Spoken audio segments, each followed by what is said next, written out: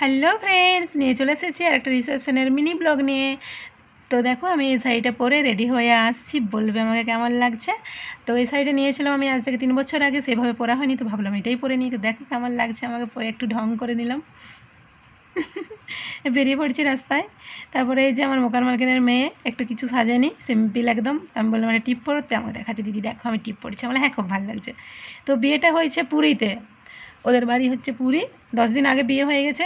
তো আমরা এখানে ভাড়া থাকে ওই কাকিমাটা, তো এখানে হচ্ছে আবার রিসেপশন দিচ্ছে সবাইকে, এখানকার লোকজনদেরকে আর কি পার্টি দিচ্ছে। তো নিমন্ত্রণ করেছিল আমাদেরকে, তো গিয়েছিলাম। দেখো একটু ভিডিও বানিয়ে নিলাম। এখানে আমার বান্ধবী ললিতারা বসে আছে সবাই। তারপরে বউয়ের কাছকে চলে গেছিলাম গিফট দিয়ে, বউয়েদের সাথে বরের সাথে একটু ভিডিও বানিয়ে নিলাম আর ফটোশ্যুটও করেছি। তারপরে চলে গেলাম আমরা খাওয়ার জায়গায়। বুফে সিস্টেম ছিল, অনেক কিছু খাবার রেখেছিল, স্যালাড, চিকেন বিরিয়ানি, চিকেন, গোলাপ জামুন, বল দিচ্ছি একটু মেনুটা তোমাদেরকে। লুচি, সাদা ভাত, আর ফুলকপির একটা সবজি ছিল, রায়তা, পায়েস, চাটনি, ডাল, সব কিছুই ছিল, আইসক্রিম। এই যে বসে গেছি আমি খেতে, পাঁপড়। আমি সবজিগুলো একটাও কিছু নিইনি। গোলাপ জামুন খেয়ে নিয়েছিলাম 3টা। রায়তাও আমি খাইনি, রায়তা আমার খুব একটা পছন্দ নয়, আমি পছন্দই করিনি একদম।